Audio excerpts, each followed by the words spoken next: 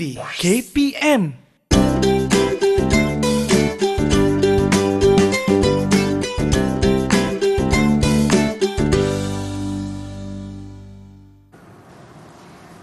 Baik, Aiman, jom kita bincangkan satu tajuk yang menarik. Saya nak bagi satu tajuk yang berkenaan dengan telefon bimbit ataupun telefon pintar. Pada saya, Aiman, telefon pintar tu penting dalam kehidupan. Apa pandangan Aiman? Mengarut je lah. Mana ada telefon pintar ni penting pun. Ni semua melalaikan je. Oh, Aiman nampaknya tak bersetujulah dengan tajuk saya ni. Tak setuju. Aiman, ya pun Aiman tak bersetuju dengan tajuk ni. Sebenarnya ada cara kita nak menolak pandangan seseorang tu. Oh, ada cara. Habis tu caranya macam mana tu?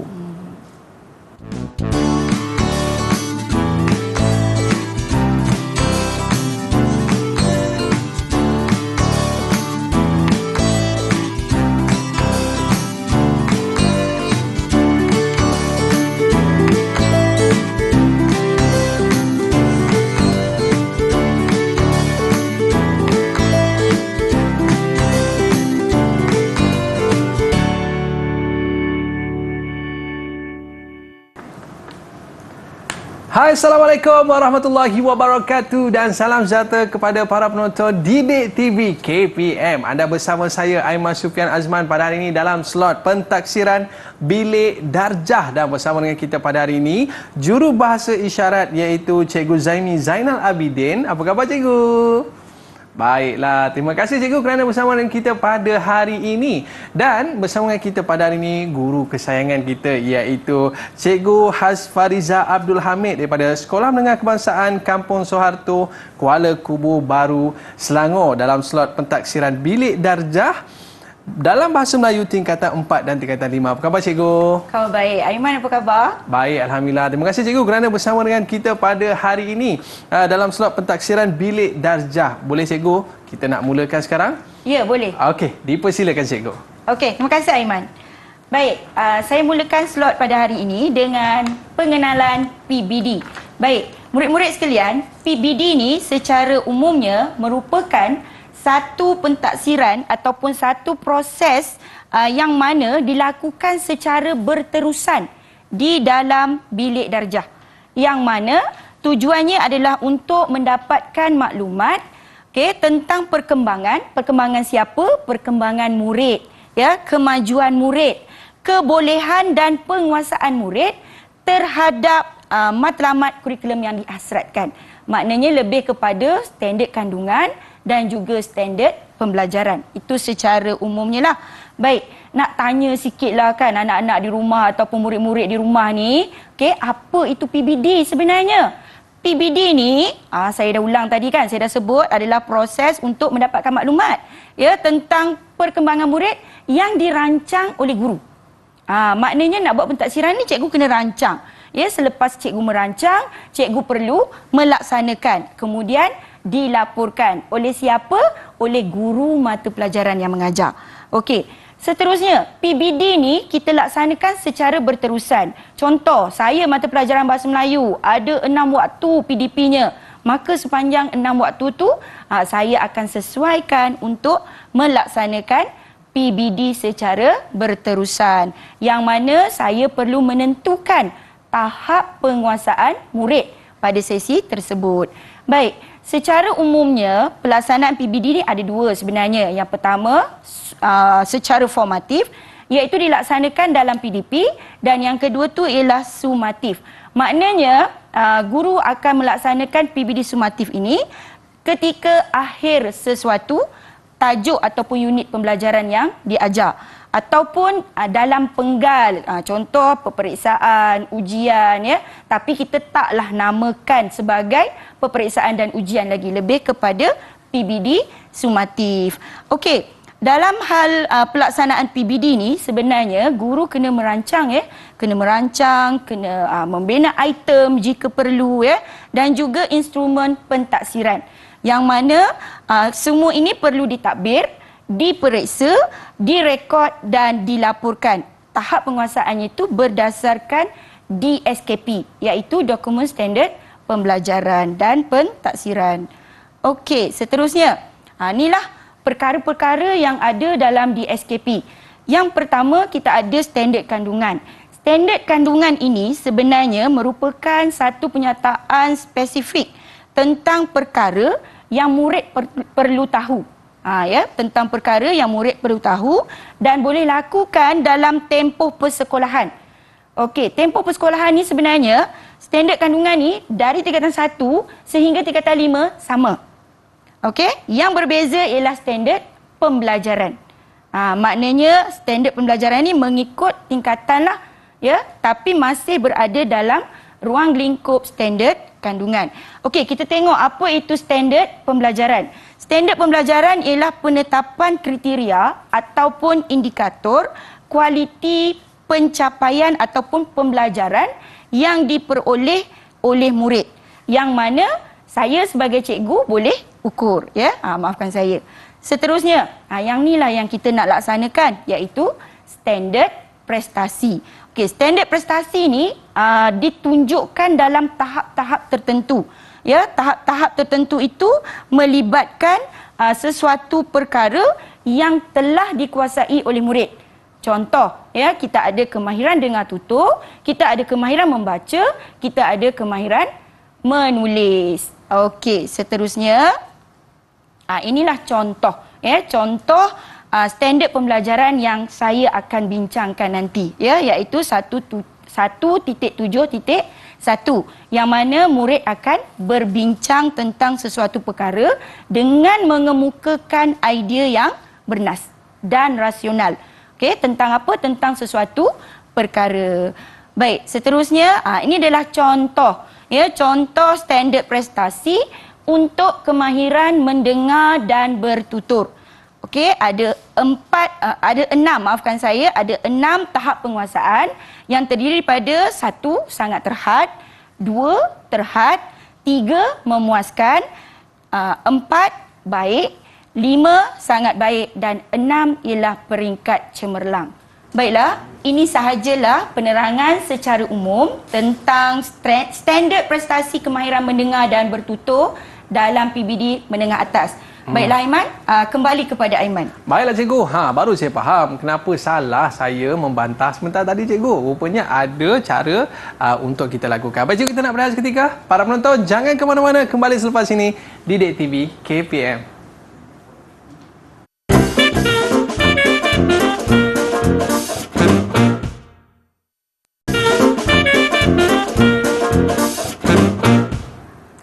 Baiklah, kembali bersama saya Aiman Sufian Azman di Didik TV KPM dalam pentaksiran Bilik Darjah. Jadi murid-murid bukan setakat kita nak baca buku je. Malah aktiviti dalam kelas pun kita kena fokus tahu sebab ada markah yang cikgu nak bagi. Baik cikgu, boleh kita teruskan lagi? Persilakan cikgu. Boleh Aiman, insya-Allah. Baik, untuk seterusnya kita nak tunjukkan apa yang akan dilaksanakan di dalam kelas. Okey, secara mudahnya adalah pelaksanaan PBD. Sebelum saya terangkan bagaimana PBD itu dilaksanakan, ini adalah standard kandungan yang saya pilih, iaitu 1.7. Okey, yang keduanya standard pembelajaran ialah 1.7.1, iaitu murid akan berbincang dengan mengemukakan idea yang bernas dan rasional. Ingat idea yang bernas dan rasional. Tentang sesuatu perkara secara bertata susila. Kena pegang itulah sebagai salah satu daripada perkara penting yang murid-murid perlu tekankan. Baik, ini adalah objektif ringkas yang mana murid saya perlu berbincang, kemudian mereka akan kemukakan satu tajuk yang berkenaan dengan cabaran robotik petrosains. Ingat yang belakang tu ialah bertata susila. Maknanya di dalam kelas nanti murid perlu berbincang secara bertata susila. Seperti yang dilakonkan tadilah. Tadi Aiman ada menolak pandangan saya tu, menolak pandangan saya tadi tu dengan emosi. Kan kita tak nak itu berlaku dalam perbincangan. Baik, kita teruskan. Baik, yang ini secara ringkas sahaja tentang maksud berbincang, iaitu bertukar-tukar pendapat. Bertukar-tukar pendapat ataupun kita bercakap-cakap sahaja. Bercakap-cakap, berbicara tentang sesuatu. Baik, seterusnya ini adalah bahan yang saya petik daripada buku teks tingkatan 4. Okey, boleh nampak di situ cabaran robotik Petrosains. Ada beberapa cabaran di situ. Dan saya nak tunjukkan bagaimana aktiviti ini dijalankan di dalam kelas. Jom kita saksikan video yang pertama. Video ni, saya nak awak dengar betul-betul penerangan saya. Sebab sekejap lagi kita akan buat satu aktiviti 1.7.1, iaitu kita akan berbincang. Berbincang tentang apa? Tentang tajuk kembara ke masa hadapan. Baiklah, berdasarkan video tadi tu, sebenarnya itu adalah sesi bimbingan. Bimbingan yang mana guru menunjukkan bagaimana cara untuk berbincang secara bertata susila. Maksudnya saya mengawal murid. Ya, saya mengawal murid untuk mereka melaksanakan langkah demi langkah. Baik, kita teruskan dengan video yang kedua. Sekarang kita boleh mulakan ya. Kita dengar dulu bagaimana Azlina nak memulakan perbincangan dengan teknik yang saya ajar tadi. Baiklah, dalam video kedua pula dipaparkan di situ sesi bimbingan masih lagi melibatkan guru dengan murid. Yang mana murid itu saya bimbing dari boleh dikatakan dari mula sehingga akhir, sehingga dia boleh bertutur untuk membincangkan tentang tajuk cabaran robotik Petrosains. Maknanya dalam sesi video 1 dan video 2 tu sepenuhnya saya yang mengawal murid tersebut supaya dia dapat juga bertutur dengan bahasa yang mudah, yang terhad, ya, yang mana kosakatanya itu bukanlah kosakata berdarjat tinggi. Baik, kita teruskan dengan video yang ketiga. Rakan-rakan sekalian, pada hari ini kita akan membincangkan satu topik yang sangat menarik, iaitu cabaran robotik Petrosains. Pada pendapat awak, apakah aktiviti yang menarik yang dilakukan oleh pihak sekolah? Baiklah, dalam video yang ketiga ini dapat disaksikan ya, ada sesi bimbingan daripada murid kepada murid. Di samping itu saya juga turut serta dalam perbincangan itu untuk memberi penjelasan ataupun penerangan kepada murid tersebut tentang cara berbincang dengan sebutan yang betul, ya, ada kepantasan yang wajar supaya apa yang mereka bincangkan itu dapat memberi kesan kepada pendengar ataupun pihak yang berlawan bicara. Itu sebenarnya yang kita nak lihatlah, dan kita saksikan video yang keempat. Kepada rakan-rakan sekalian, baiklah rakan-rakan sekalian, hari ini kita akan membincangkan satu topik yang sangat menarik, iaitu cabaran robotik Petrosains. Wah, menariknya. Pada era globalisasi ini, robotik Petrosains. Okey, semua dah saksikan bagaimana video 4 ini menunjukkan murid-murid saya sedang berbincang tanpa bimbingan ataupun daripada bimbingan dan tunjuk ajar daripada saya. Maknanya mereka melaksanakan aktiviti untuk bincangkan tentang cabaran robotik Petrosains ini tanpa memerlukan bimbingan daripada saya. Dan kalau kita lihat dalam sesi perbincangan itu, ada pihak yang berlawan bicara.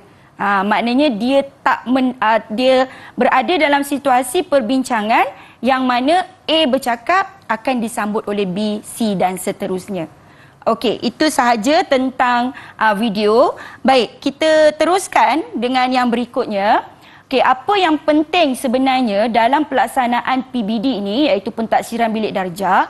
Okey, seseorang guru itu perlu melaksanakan pentaksiran dengan merancang PDP terlebih dahulu. Maknanya perlu ada perancangan PDP yang mana disertakan dengan kaedah pentaksiran. Kalau saya tadi, kaedah pentaksirannya lebih kepada lisan sebab standard pembelajarannya ialah tentang bertutur. Okey, seterusnya, ketika melaksanakan PDP dan pentaksiran, guru perlu merekod. Ya, selain daripada merekod, guru juga perlu menganalisis.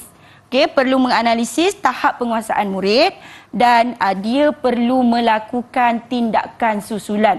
Maknanya pelaksanaan PBD ni bagusnya ialah guru dapat mengetahui perkembangan murid dan siapa yang dia perlu bimbing sebenarnya. Dan akhir sekali perlulah rekod pencapaian tahap penguasaan murid pada hari tersebut.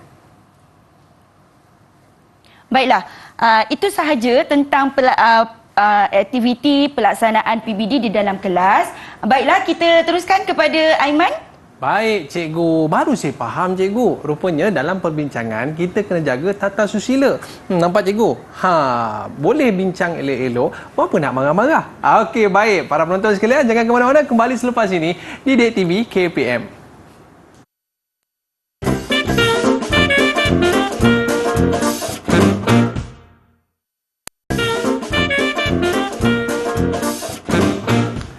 Baiklah, kembali bersama saya Aiman Sufian Azman di Didik TV KPM dalam slot pentaksiran bilik darjah. Dalam menghasilkan satu keputusan ataupun satu perkara yang menarik, kita perlu buat perbincangan. Betul kan, cikgu? Jadi untuk slot pada kali ini, apakah yang akan cikgu kongsikan? Baiklah, terima kasih Aiman sekali lagi ya. Bila sebut apa yang saya akan kongsikan, ini dia Aiman. Ya, iaitu petua pelaksanaan pentaksiran bilik darjah. Baik, ada beberapa petua lah yang saya boleh gambarkan di sini untuk memudahkan kita mengenal pasti yang murid ini berada pada tahap mana sebenarnya. Okey, saya contohkan di sini iaitu tahap penguasaan sangat terhad, iaitu TP1. Sering disebut TP1. Maksud TP1 ni ialah dengan kawalan guru sepenuhnya. Ya, maknanya saya akan membimbing anak murid saya ni sepenuhnya. Dengan kalaulah ada perkembangan ya, mereka mungkin saya akan kurangkan persennya daripada 100 kepada 90 ya, mengikut perkembangan. Dan murid ini akan cuba melaksanakan apa yang saya minta pada hari tersebut. Contoh yang saya tunjukkan dalam video, mereka berbincang tentang cabaran robotik petrosains.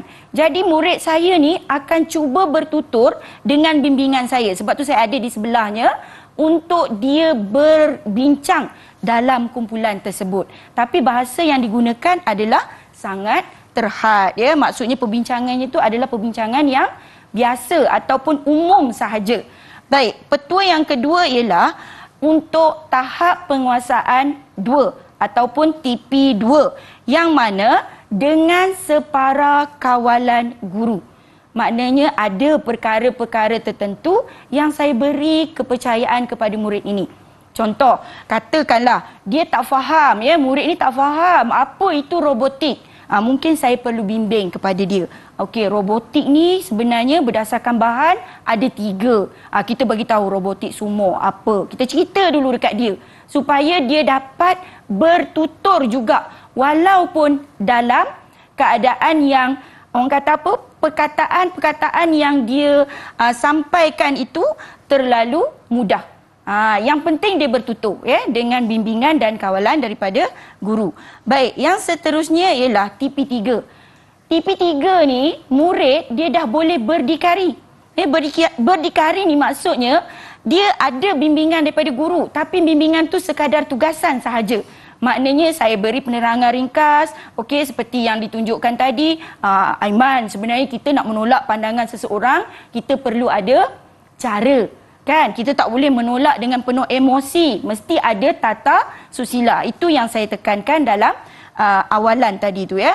Okey, seterusnya kita tengok bagaimana pula kita nak beri tahap penguasaan 4. Tahap penguasaan 4 ni maksudnya murid ni dah ada keyakinan yang kukuh, ya, tinggi. Maksudnya semasa mengikuti PDP itu dia boleh bergerak sendiri.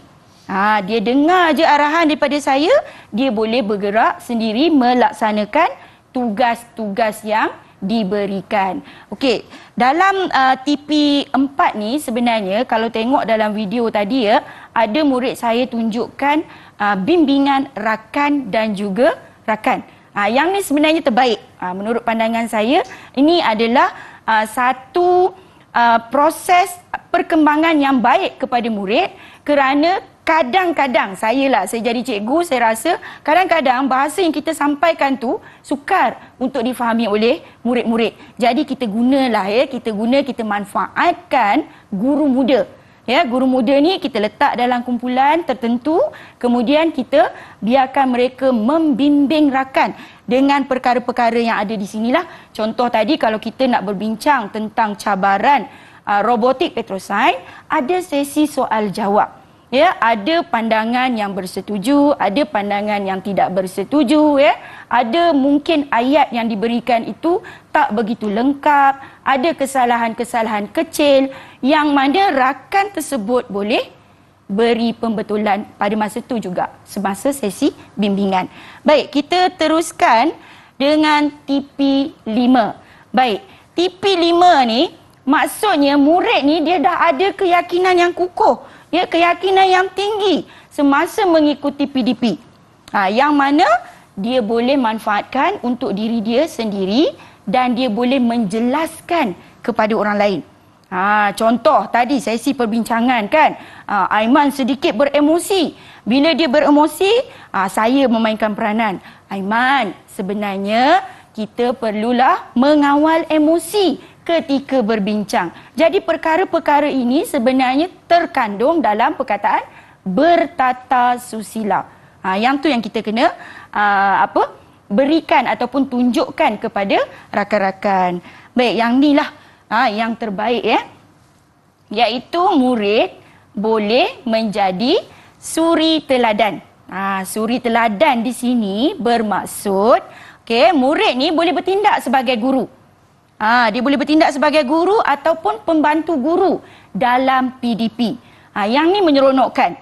Ya, sebab guru akan jadi fasilitator. Guru mungkin boleh memberi perhatian kepada murid yang sukar untuk berbincang. Yang mana guru boleh beri perhatian kepada murid yang tak dapat berbincang dengan baik. Sebab dalam kelas ni sebenarnya pelbagai aras. Ya, bukan satu aras sahaja. Ada aras rendah, ada aras sederhana, ada aras tinggi, kan? Kalau saya suka guna berdasarkan pingat, gangsa, perak dan juga emas. Baik, seterusnya. Ini dia. Ya, inilah perkara yang perlu dititik beratkan semasa pentaksiran, perlulah dilihat dari segi pemerhatian. Sebab tu kalau tengok dalam video, ada ketikanya saya menjadi pemerhati sahaja. Okey, yang kedua lisan. Untuk aktiviti bertutur ini, yang ni adalah yang paling utama. Saya akan cuba pastikan semua murid saya dapat menjayakan aktiviti pada hari tersebut, iaitu membincangkan tentang robotik tadi. Okey. Ada juga dari segi penulisan, dan ketika melaksanakan mesti ada pelbagai strategi, mengikut aras, mengikut kemahiran yang ditetapkan, mengikut keupayaan murid dan akhir sekali perlu ada intervensi. Baik, ini adalah catatan perkembangan murid. Boleh dilaksanakan dengan beberapa cara, iaitu rekod mengajar, rekod mengajar guru, buku latihan murid, anekdot, seterusnya buku catatan, sediakan senarai semak, jadual ataupun nota lekat. Itu yang paling mudah lah. Okey, ini contoh perekodan yang boleh dilaksanakan di dalam kelas. Baik, ini adalah perkara yang penting apabila kita dapat bertutur dengan baik. Inilah hasratnya, iaitu kita nak murid yang bakal dilahirkan selepas tamatnya sesi persekolahan pada usia 17 tahun, mereka mempunyai kemahiran insaniah, ya, mempunyai kemahiran keboleh gajian dan kemahiran keboleh pasaran. Itu sahaja. Saya kembalikan kepada Aiman untuk sesi berikutnya. Okey, terima kasih kepada Cikgu Hasfariza. Dalam kelas yang paling penting sekali kita ada bimbingan guru. Ya, betul. Dan yang kedua, kita boleh bertutur di dalam kelas. Dan yang paling menarik sekali Cikgu sebut tadi adalah kita boleh menjadi contoh dan suri tauladan kepada murid-murid yang lain. Macam mana murid-murid? Boleh dapat ke apa yang Cikgu sebutkan sebentar tadi? Dan sudah semestinya inilah langkah untuk Cikgu menjadikan anda semua pelajar yang cemerlang. Kita nak ucapkan terima kasih kepada Cikgu kerana bersama dengan kita pada hari ini. Ada rezeki kita jumpa lagi murid-murid. Bye-bye. Jumpa lagi. Assalamualaikum warahmatullahi wabarakatuh. Assalamualaikum.